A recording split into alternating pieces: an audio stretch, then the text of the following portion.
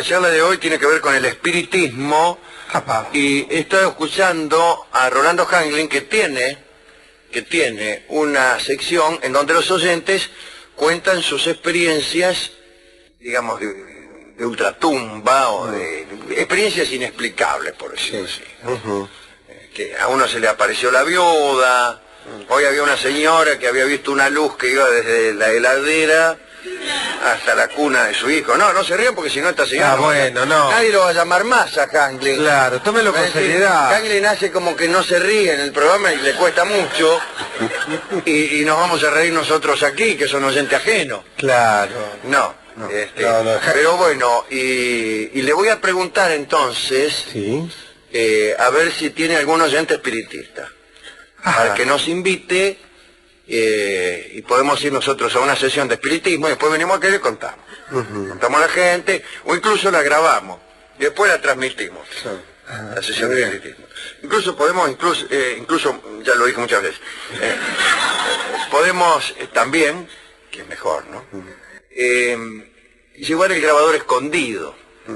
Usted lo lleva escondido a la sesión de espiritismo. De suerte que el medium no sepa que lo están grabando. Y Pero entonces, mire que en la sesión de espiritismo lo palpan de grabadores, ¿eh? ¿Sí? Porque hay gente que mete la trampa y hace voces del más allá poniendo grabadores. pero ese es el medium el que hace trampa, Claro, no el Gil. Gil no, el participante. El participante no ¿Cómo hace Gil? trampa, el que hace trampa es el ñato, el medium. Sí. A ese tendrían que palparlo de grabadores, de fonógrafos y de pastillas de Gamexana. Usted ve que sale un humo, qué sé yo, y tiene una pastilla de Gamexana. Sí. Ese tipo. Ahora, perdón, ¿no? Sí. Uno ve que a los muertos por lo general, o a los espíritus, disculpe, de los muertos, se les consulta, se les hacen muchas preguntas. Sí. ¿Qué pasa? ¿La muerte otorga alguna sabiduría extra? Porque a veces los finados eran perfectos salames. Y su espíritu parece ser muy sabio. Sí, claro, ¿Cómo es sabio? eso? Sí. Si uno va al paraíso y no se pone un poco más sabio de lo que era, el mundo no tiene mucho sentido que digamos. Ajá. O sea, yo me muero así Gil y mi espíritu se vuelve una lumbrera. Va mejorando. Bueno, está bien. Pero vamos a ver qué pasa, porque hay gente que no cree. Yo no creo. Como Hanglin, por ejemplo, que no cree. No, él no se ríe. Y yo sí creo. Yo sí creo. En Hanglin creo, no en los espiritistas. Bueno, Hanglin sí existe. No es que creo que exista, creo en todo lo que dice. Por ejemplo, lo que le decía hoy a esta señora, yo le creía. Absolutamente. ¿Qué le decía? Buenas tardes, bueno, está bien. ¿Qué le va a decir? Nada. Claro. La señora le contaba algo y Hanglin decía, claro, señora. Ajá. ¿Pero y cómo es eso? Qué barbaridad, si hay cosas así. Yo todas esas cosas me las creía. Por ahí lo que me contaba la señora no tanto, pero lo que contestaba Hanglin, lo creía perfectamente. Todos está muy bien, o mire un poco. Hace bien, persígnese. ¿Y por qué cree usted que uno puede tener esa tendencia a convocar a algún espíritu del más allá? ¿Para qué? No lo sé. Porque veo que hay veces que, digamos, uno podría ver una cuestión para práctica. ver si hay más allá, más que nada. Claro, ¿no? Porque puede haber una cuestión práctica, que es, bueno, no sé dónde el viejo guardó la plata y se murió. Entonces, bueno, quiero convocar al espíritu. A ver, uno convoca a los muertos para ver si hay conciencia después de la muerte. Esa es la única cosa interesante. ¿Qué le va a preguntar? Todas las otras cosas que uno le viniera a preguntar son giladas. Hay un tipo, yo lo he preguntado acá y me lo han contestado también acá. ¿Cómo se llama? Uno que está por televisión en el canal Infinito. Ahí está. El que habla con el público. El que habla con el público, bueno. que es un lugar parecido a este. Y por ahí lo llama uno y lo conecta con un finado de la familia. Pero es medio raro como lo hace. Es un poco raro, convengamos, ¿no? Entonces lo llama el tipo, lo sienta ahí y aquí estoy, señora, dice, con su marido, al final no sé cuánto. Sí, dice la mujer. Y dice, y era un señor medio de rulo. Sí, dice la mujer, asombradísima, ¿no? Encrespado el pelo lo mismo que Mota, el director técnico de Nueva Chicago. Y así. Y por ahí le dice, ahora estoy viendo una mesa de luz. Sí, yo tengo una mesa de luz que tiene, le falta, al cajón le falta una manijita. Uy, sí. Sí, empieza a llorar, la mina saca un pañuelo y empieza a llorar. Y me está diciendo, sí, dice la mina antes que le diga nada. Sí, claro. Y esos que dicen que sí antes que uno diga. Sí. Y bueno.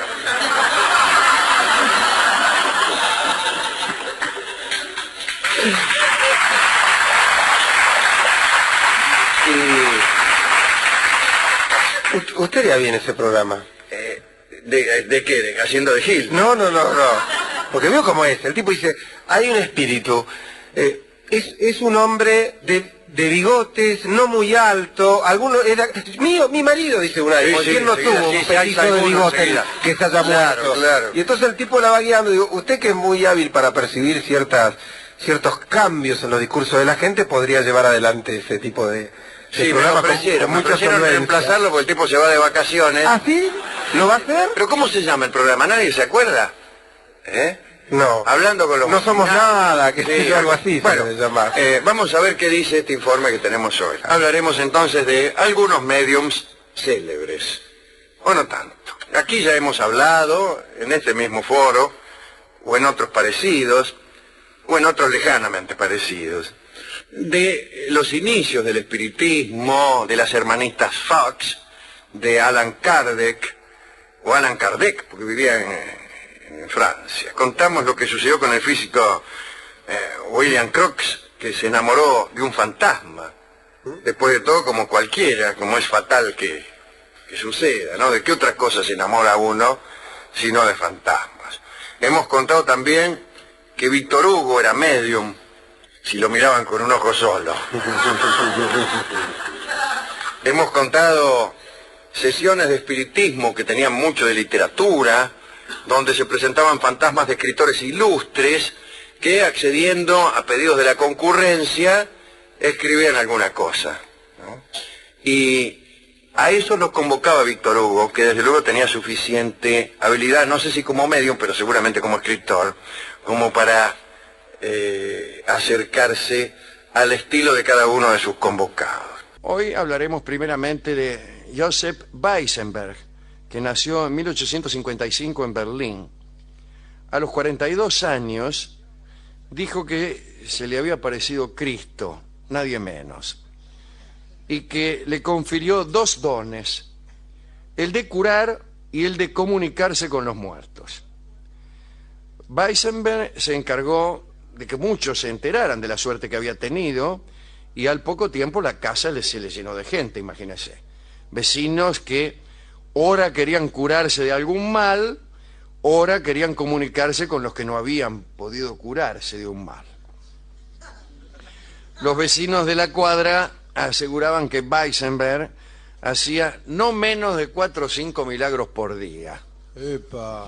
Es hacer, ¿eh? Es una producción. Era muy milagrero. Parece que no se iba a dormir tranquilo cuando había hecho menos de 4 milagros. Sentía que había perdido el día. Pero como no daba abasto en esta tarea milagrera, delegó en algunas personas el poder de hacer milagros. Es decir, tenía unos asistentes que hacían milagros en su nombre. Entre esos nuevos ordenados había muchas mujeres. Entre ellas estaba Gretchen Müller, conocida por sus predicciones. Gretchen había anunciado, por ejemplo, que Weisenberg la amaría. Esa fue una predicción de Gretchen. Y él no tuvo inconvenientes en hacer que la predicción se cumpliera.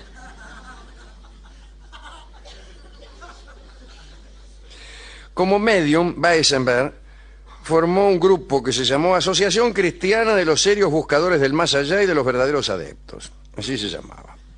Weisenberg condenaba el espiritismo instituido por Allan Kardec y decretó que solo él, Weisenberg, y sus discípulos tenían poder lícito para comunicarse con los muertos.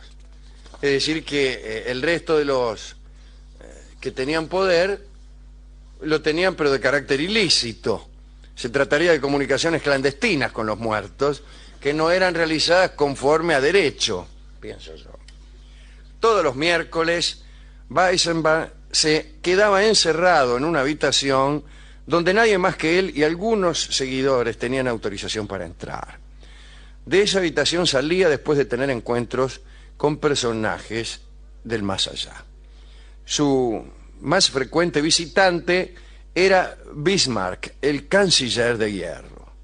Weisenberg aprovechaba esas visitas para transmitir a la población discursos pangermanistas que supuestamente le había comunicado el espíritu del canciller. También decía conversar a veces con Lutero, con Martín Lutero. Y con mucho esfuerzo tal vez porque cuanto más distante en el tiempo era un finao, más difícil era hacer contacto, parece que con mucho esfuerzo había conseguido la materialización silente, eso sí, quiere decir que no hablaba, de la figura de Aristóteles. Se había materializado, pero en el más completo silencio. Weisenberg y sus creyentes aseguraban que Aristóteles no era como lo habían descrito o como lo habían figurado en mármol los artistas, o sea, barbudo y corpulento. Los serios buscadores del más allá dijeron que Aristóteles era pelado y gordo.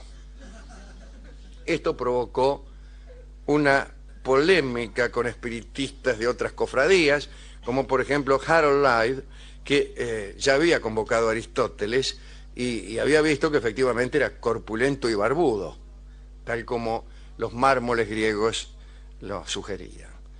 De modo tal que ambos grupos se acusaban mutuamente de haber recibido no al espíritu de Aristóteles, sino a algún otro espíritu usurpador.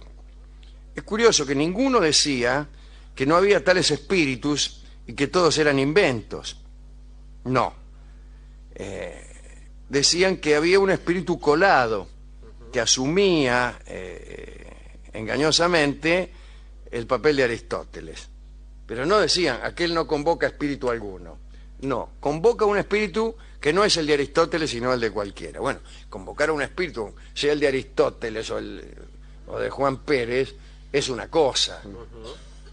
Es decir, si a mí alguien me dice que convoca al espíritu de Aristóteles, sí, lo primero que sospecho es que no convoca espíritu alguno, sí, no que convoca un espíritu pero que casualmente no es el de Aristóteles, sino quizá el de Tales de Mileto. Sí, ¿qué importa? ¿Qué me importa? Bueno, pero así. Mucha fe había por ahí. Ante la cantidad de evocaciones que le pedían, Weisenberg se hacía llamar maestro divino.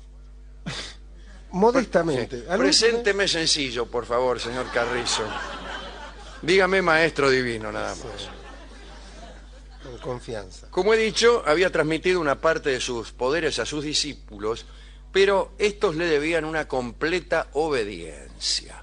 Si le desobedecían, los poderes les eran revocados por una especie de excomunión.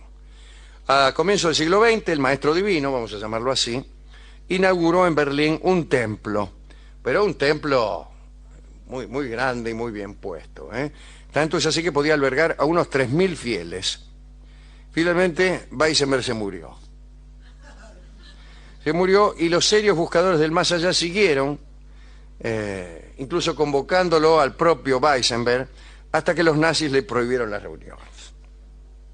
Otra medium famosa fue Eusapia Paladino. Qué lindo nombre. ¿Cómo me gustaría llamarme Eusapia Paladino? Nació en 1854 en Italia, en la región de los Abruzos. Allá, a fines del siglo XIX, andaba por Francia y allí se hicieron famosas sus sesiones musicales. Eustaquia era especialista en convocar músicos del pasado, como sucede con algunas audiciones.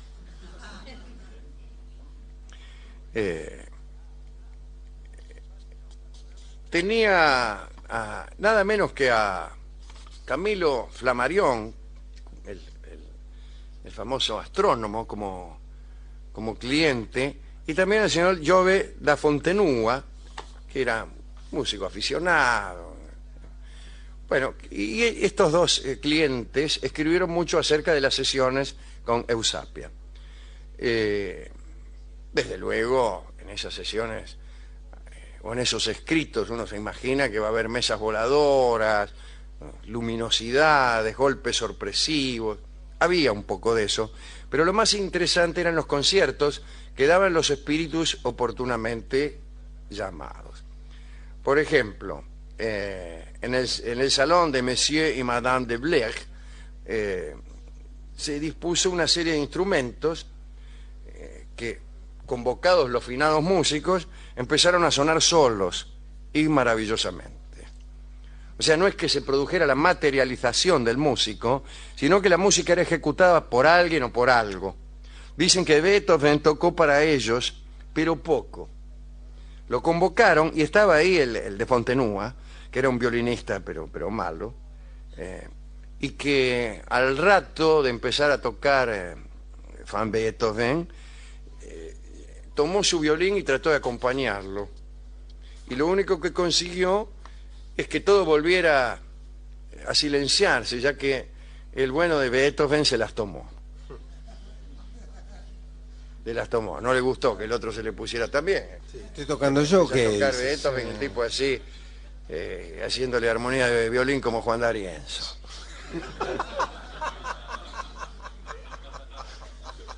El otro agarró y se fue. Bueno, la última historia es sí la de una materialización. La medium fue la condesa van Moltke y sucedió en Berlín en el año 1901. Como se ve, el mejor lugar para la aparición de un fantasma era Berlín a comienzos del siglo. Los asistentes eran la princesa Kadaya y George Larsen. Se trataba de convocar a la esposa muerta del señor Larsen. Muy bien, el propio Larsen escribió esto, el viudo Larsen. En medio del frenesí de la condesa, se desplegó ante nosotros un espectáculo maravilloso.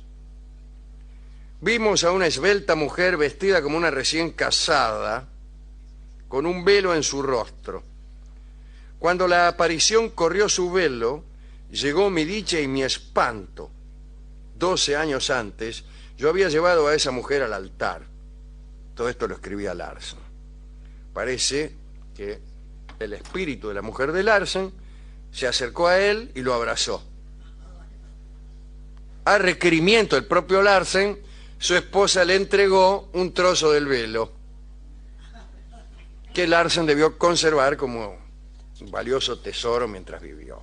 Le hubiera pedido alguna otra cosa, digo yo, pero bueno. Cuando el espíritu desapareció, el encuentro con la medium vino a complicarse, porque tan perturbado había quedado Larsen, imagínese, ¿no?, que obligó a la condesa von Moltke, la medium, a que volviera a convocar a su esposa, como hubiera hecho cualquiera, imagínese. A ver, convóquela de nuevo, dijo el tipo. Un momento, que todavía no terminé. Y ante la reticencia de la medium, Larsen extrajo una pistola de entre sus ropas. Sacó un bufoso. Así que no la querés convocar, convocar. Sí, y sacó el 6 lucas. Si no te vamos a convocar a vos. Claro. Naturalmente, la medium intentó un nuevo acercamiento a la finada, pero no hubo respuesta. Larsen entonces, para aumentar la intimidación, disparó al aire, al techo en este caso, para dar énfasis a la amenaza. Es un énfasis muy apreciado en algunos círculos, el disparar al techo. Un disparo al techo enfatiza lo que uno dice. Uno dice, no estoy dispuesto a cumplir con lo que usted me pide. Tiene un tiro. En este caso le dijo, convoque de nuevo al espíritu de mi finada esposa. ¡Pah! Nuevo intento de la von Moltke, nueva ausencia de la mujer de Larsen. Entonces George Larsen le encajó una patada a la condesa directamente y abandonó aquella sala para siempre. Qué carácter temible.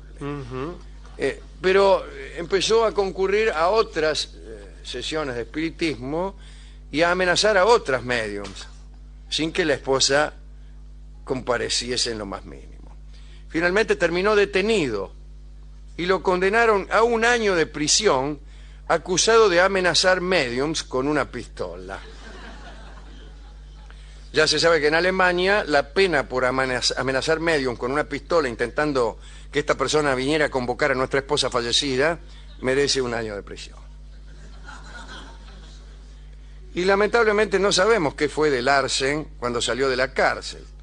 Si no hubiéramos podido seguir contando aquí la historia de Larsen. Y este es el fin de nuestro catálogo. Un catálogo que me gustó mucho. ¿A usted cuál le gustó más? Me gustó la de la condesa, pobre, que se tuvo que bancar la prepoteada de este tipo porque el espíritu de la mujer no quiso volver. ¿Qué culpa tenía? ¿Qué sabe si no quiso volver o si era ella la que no estaba en condiciones de repetir el fraude? Ah, no, bueno, a mí me porque gustaba no es creyente. esta señora que convocaba a los músicos. Ajá. Eusapia Paladino. Muy bien. Por lo menos habría buena música. No sé cómo lo haría, ¿no? Sí. Bueno, ¿a quién le gustaría dedicar esta charla sobre mediums? Bueno, el amigo Beethoven, ya que ha acudido a alguno de estos llamados Claro. a hacer un milagro con su música, y ya que hemos hablado del mejor de todos los medios, me parece a mí, aunque sea por el espíritu y por la poesía, que es Víctor Hugo, a Jean Valjean, que siempre acompaña este programa, aunque sean como musa. El personaje de Los Miserables. Bueno, está bien. Y al pobre de Fontenúa, que se puso a tocar tan entusiasmado el violín, y Beethoven lo paró. Le digo, ¿qué hace? Macho, Sos un poco sordo, le dijo. pobre, eso que uno empieza a tocar y la gente se va yendo, ¿vio? Yo conozco de eso. Sí. Pobre, ¿no? Y estaba Camille Flammarion, que era astrónomo. Hubo en vida de Flammarion, algún día vamos a hablar de Flammarion, ¿no? Una lluvia de meteoritos y él estaba durmiendo. Un gran astrónomo. Cuando se despertó le contaron que había habido una lluvia de meteoritos y se quería matar. Sí, claro, imagínense. 20 años esperando la lluvia de meteoritos. Hay que tener mala suerte. Bueno, Flammarion, que miraba para arriba, evidentemente también buscaba algo, porque andaba por las sesiones de espiritismo. Esto es todo lo que tengo que decir respecto de los espíritus. Pero, ¿qué tango podríamos escuchar? Mira, hay un pianista que usted conoce muy bien y que es amigo nuestro, y usted también, Pollo, que es Sebastián Yunta. Ajá, sí. Y vamos a escuchar un tango en solo de piano por Sebastián Yunta, y es el bello tango de Joaquín Mora que se llama En las sombras, que es donde suelen estar los espíritus que convocan estos mediums amigos nuestros.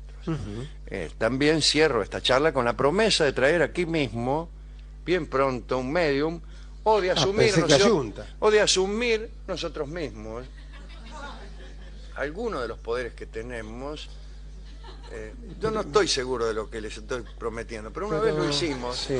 Una vez lo hicimos. Sí, esta gente se ríe, pero porque no vio. nos ha visto en acción. Sí. Yo fui Un día, vehículo de... Sí, señor. Un día vamos a hacer una experiencia, pero claro, tenemos que contar con la colaboración espiritual de todos ustedes, que van a tener que ponerse en situación en de disposición, en disposición. Porque ¿Usted si se convoca ríen así, no. espíritus del más allá o del más acá? No le podemos decir lo que hacemos.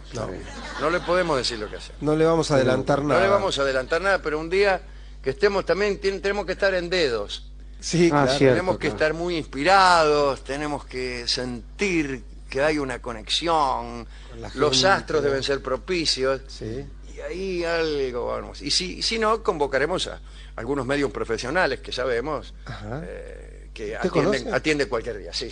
El medium profesional no tiene que estar inspirado, él te convoca un espíritu porque para eso es profesional. Claro. En cambio el aficionado como yo, como usted, tiene que estar en por vena. ahí tenemos que estar en vena, más bien tenemos que esperar a que los espíritus vengan. Sí, claro. No los podemos convocar nosotros A mismos. voluntad. A voluntad. No, Por ejemplo, hay una fiesta en casa, a veces me dicen a mí, ¿no? Sí. A veces me dicen, un asado, una choriciada, me dicen, Alejandro, me Convoque, dicen, yo me llamo Sí. Alejandro. Gente incluso que me conoce poco me trata de usted. Dice, Alejandro, ¿Por qué no se ¿por qué no se convoca 4 o 5 espíritus? Dice que acá Que se toquen algo. que los chorizos ya están secos, Sí. Sobró un y las poco de minas no carne. dan ni bolilla. Las mejores minas ya están ocupadas y yo me estoy durmiendo. ¿Por qué no se convoca algunos espíritus y nos matamos de risa? Dice. Yo digo, entonces yo contesto, no. Si yo pudiera hacerlo a piacere, sería medium profesional, pero no, en este momento lamentablemente no puedo, digo yo, y sigo comiendo el chorizo. Chorizo reseco ya, chorizo de madrugada. Cansadito. Chorizo ¿no? que ha sobrado del asado. Algunos con un mordiscón. Ya. Sí, incluso. Un mordiscón ajeno. Medio durito de afuera, sí. Oigamos entonces este bello solo de piano de Sebastián Yunta con el tango En las sombras.